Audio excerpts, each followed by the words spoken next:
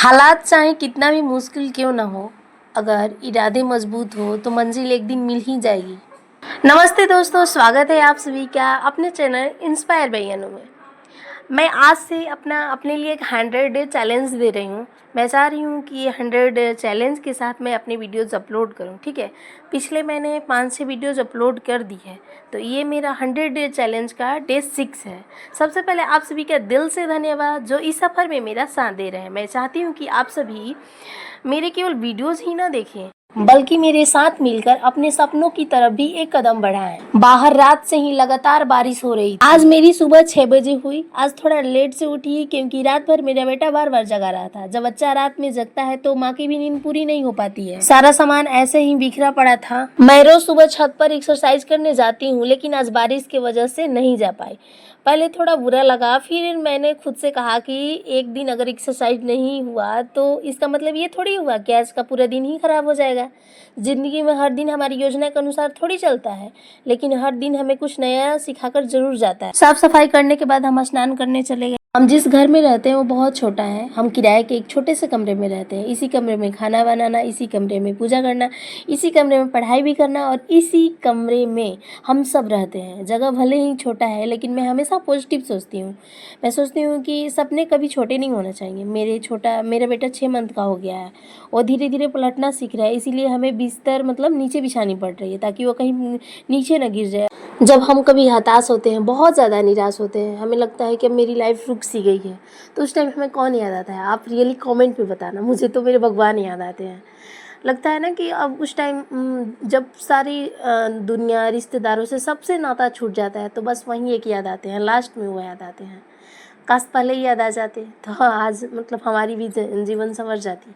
लेकिन हम मनुष्य की प्रवृत्ति है कि हम भगवान को लास्ट में याद करते हैं, और हमें भगवान को सबसे पहले याद करना चाहिए। हमें उनका नाम जप करना चाहिए। मैं उनसे इतना ज़्यादा रिश्ती हूँ कि मैं क्या ही बताऊँ। मुझे बहुत ज़्यादा अच्छा लगता है। पहले मुझे पूजा पाठ करना बिल्कुल भी अच्छा नहीं लगता था, लेकिन मुझे अब बहुत ज़्यादा अच्छा लगने लगा है। उनके भजन करना, उनके थोड़ा सा पाठ करना, धूप अगरबत्ती दिखाना, उनके भजन सुनना, उनका चर्चा सुनना। मैं प्रेमानंद जी की भी सुनती हूँ और मुझे बहुत अच्छा लगता है उनसे मेरे जीवन में बहुत ज़्यादा बदलाव आया है। कभी कभी मुझे वीडियोज़ बनाने का मन नहीं होता है, फिर मैं सोचती हूँ कि मैं क्या करूँ, भगवान से कुछ दिखाइए। तो पता ना, काश ऐसे कुछ हो जाता है तो मैं फिर से रीस्टार्ट कर। पूजा करने के बाद मैं अपने खाना बनाने में लग गई, क्योंकि ये गृहिणी का कर्तव्य होता है कि वो अपने परिवार के लिए खाना बनाए। और मैं ना अपने पति से इस मतलब ये जो धर्म बनाया गया है, जो पुरखों का नियम बनाया गया है कि ये गृहिणी ही खाना बनाएगी, इसमें मैं अपने पति से हमेशा मतलब लड़ती हूँ कि ऐसा क्यों है। मतलब एक लड़की ही अपने परिवार के लिए खाना क्यों बनाए? क्या उसकी ये जिम्मेवारी है? उसके अपने सपने नहीं है क्या? मैं इस पर हमेशा बहस करती हूँ और मैं अपने परिवार वालों से बहस। मैं चाहती हूँ कि ये जो बनाया गया है नियम ना, ये एक दिन टूटे और ये लड़कियाँ जो है ना, जो औरतें हैं जो अपने जीवन में कुछ करना चाहती हैं और इन सारी 4-5 कामों की वजह से वो नहीं कर पा रही हैं, तो इसको तोड़कर वो आगे बढ़े। क्योंकि हमारा भी लाइफ में कुछ करने का मकसद है, अपने नाम कमाने का मकसद है। क्या लड़कियां शादी के बाद अपने माता पिता का नाम रोशन नहीं कर सकती? लेकिन ऑब्वियसली यही होता है कि नहीं करती हैं। कहते तो सब हैं कि शादी के बाद पढ़ लेना, लेकिन कौन पढ़ता है शादी के बाद? 100 में से 5% लड़कियां पढ़ पाती हैं। 100 में से 5 लड़कियां ऐसी होंगी जो इन सारी जिम्मेवारी के बावजूद भी पढ़ती होंगी। ऐसे बहुत सारी होनहार लड़कियां हैं जो अपने करियर को छोड़ चुकी, अपने पति की वजह से अपने जॉब को छोड़ देती, अपने बच्चे की वजह से। बहुत सारी हैं। हम पर जो ये समाज थोपा है कि आपको यही करना है, एक औरत को ये जिम्मेवारी है कि अपने परिवार को खुश रखे, अपने बच्चों के लिए परवरिश करे, खाना बनाए, तो इसको हमें तोड़ना तो है। लेकिन हम मानते हैं कि ये अकेले नहीं टूटेगा और एक दिन में भी नहीं टूटेगा। लेकिन ये थोड़ी मान कर लेंगे कि ये कभी टूटेगा ही नहीं। ये पहले था ना कि लड़कियां पहले बाहर नहीं जाती थी, पढ़ने नहीं जाती थी, लेकिन ये वो जा रही है ना, वो टूट रहा है ना, तो ये भी टूटेगा एक दिन। मुझे विश्वास है कि औरतें भी अपने लिए टाइम निकाल कर अपने लिए वर्कआउट करेंगी, अपने लिए अपनी पढ़ाई करेंगी, उनको जो इच्छा है वो करेंगी। खाना बनाते टाइम मुझे अगर बीच में टाइम मिलता है तो मैं अपनी किताबें खोल लेती हूँ। मेरे पढ़ाई में करीब 2 साल का गैप हो गया है और मेरे लिए भी ये फिर से जीरो से ही शुरू करना है। शुरुआत में मुझे बहुत डर लगता था, क्या मैं फिर से पढ़ पाऊँगी? मैं हमेशा सोचती थी। बहुत टाइम लगा इस चीज़ को फिर से रीस्टार्ट करने में। मैंने तय किया कि चाहे मैं थोड़ा ही पढूं, लेकिन रोज़ पढूँ। पढ़ाई नहीं छोड़नी मुझे, क्योंकि मुझे लगता है कि सफलता एक दिन में नहीं मिलती, बल्कि रोज़ मतलब थोड़े-थोड़े मेहनत करने से मिलती है, कोशिश करने से मिलती है। मैंने अपनी री-स्टार्ट पॉलिटी साइंस से की है और धीरे-धीरे मैं अपनी पढ़ाई में वापस आने की कोशिश कर रही हूँ।